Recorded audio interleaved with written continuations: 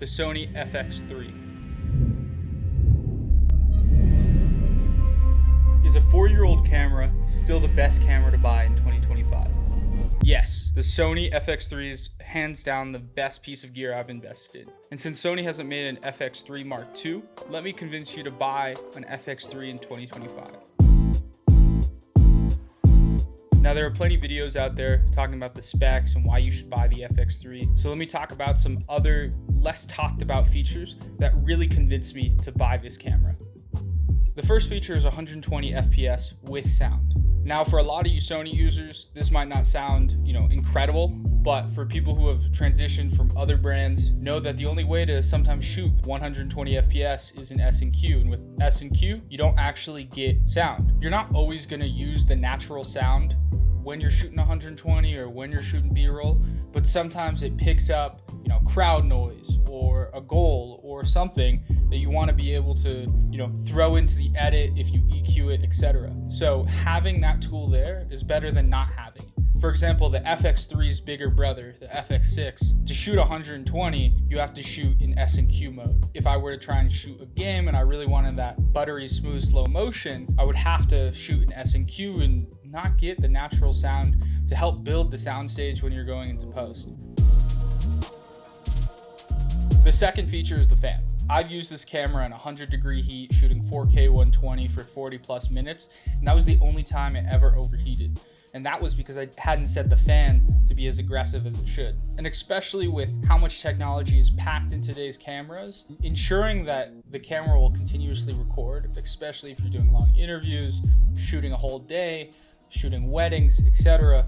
Now you have the security to know that this camera won't shut down due to camera being too hot or you're recording in too high of a frame rate for too long. And if you're putting your creative career into a camera, you want to ensure that this camera is never going to shut down in the most crucial moments. Now, the third reason why I think the FX3 is one of the best cameras is honestly, it has nothing to do with the actual features of the camera. It's Sony's continuous support. Sony has either released cameras as instead of sticking with the bodies that they have and continuously updating those. Now, other brands will continuously update the cameras, make sure the latest firmware, add additional features as time goes on. However, it felt like Sony was just, here's another one. Here's a A6700. Here's an A6500. There were so many iterations on the cameras that it felt like, okay, I feel like I now just have to sell this camera to get the latest things and sacrifice some other things. It feels, for me, the reason why Sony has done this and the reason why Sony has continuously updated this camera is because the hardware has finally outpaced the software.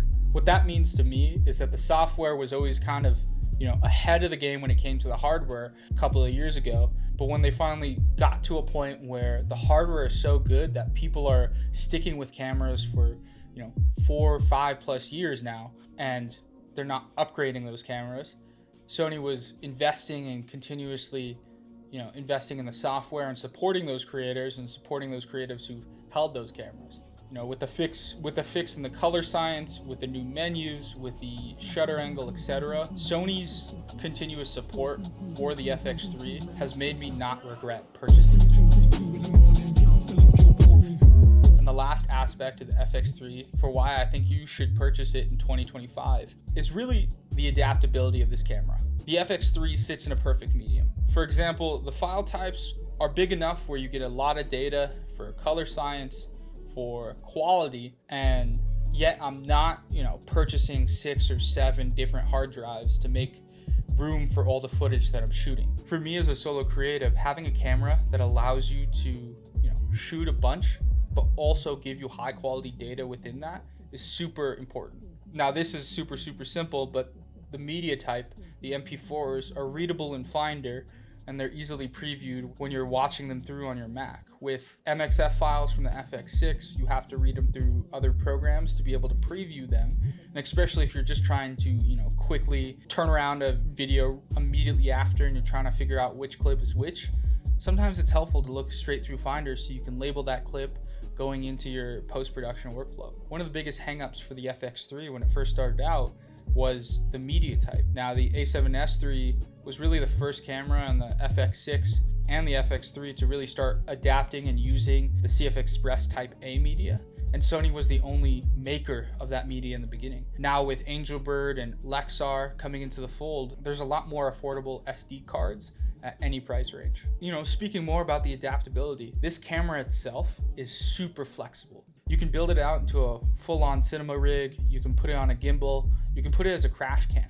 So the adaptability of this camera is unlike any other. You don't need any accessories on top of it. The XLR top handle is simply, it's a nice to have, but it's not a necessity when it comes to a lot of things, because you can get great audio into the 3.5mm jack. With the FX6, to get any audio besides scratch, you have to have the top handle. And that's a huge drawback for me, and that was a reasoning for why I wanted the FX3. It's a little bit more compact, especially if you build it out into a full cinema rig. You still get the same weight and feel like I would with the FX6. I just don't have internal NDs.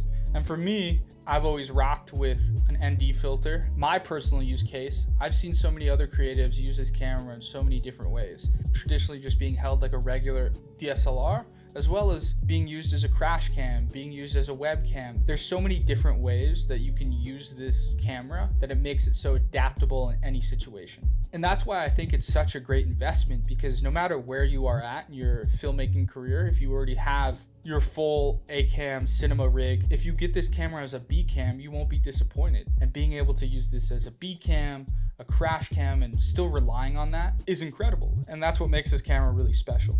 For any creative or any filmmaker, no matter what point in their career, and you haven't tried an FX3, I would highly suggest it. There's a lot of other videos talking about the specs of the FX3 and talking about different aspects of it, like the double base ISO, which is game changing, the incredible autofocus, even the tally lights I think are incredible in this body. And I can say with certainty, after having this camera for 3 years, I've never regretted my investment. I've done so many projects built around this camera, from documenting sports teams to product videography to anything in between. This camera is a jack of all trades. And being able to adapt and understanding that you have the flexibility to grow with this camera. I, as a filmmaker, got this camera when I wasn't as good. And now, 3 years later, this camera has helped me elevate my craft, helped me get better as a creative, think outside the box. At the end of the day, this is just a tool, and every tool has its best use case. Now, of course, this camera has its drawbacks. The XLR top handle isn't the best built. There's no internal ND, and batteries don't last as long as sometimes I think they should. But all these drawbacks are really pretty minor. They all have workarounds. I can always mount a V-mount battery and plug it in with USB-C. I can always, get a different top handle if I don't want to get XLR. I can always throw on an ND filter and adjust my image that way. I don't need all those things that come with more expensive cameras sometimes. And especially as a consumer and a filmmaker, understanding where you fit in as a creative and where your priorities land, I think this camera matches up with a lot more filmmakers than a lot of people think. Especially in the FX3's case, the pros vastly outweigh the cons. The adaptability, the fan, 120 plus sound, double bass ISO, S-Log3, great autofocus, and an incredible ecosystem of versatile lenses. This camera is a powerhouse for anyone who purchases it. I'm trying to release a video at least twice a month for the rest of the year. I haven't really been consistent in the past, and so for me, this is an outlet to be able to push myself further, get comfortable talking in front of the camera, and doing all that sort of stuff. I'm going to be trying to make more content around the FX3, so let me know down below what you really think and what you really want to see next. Peace.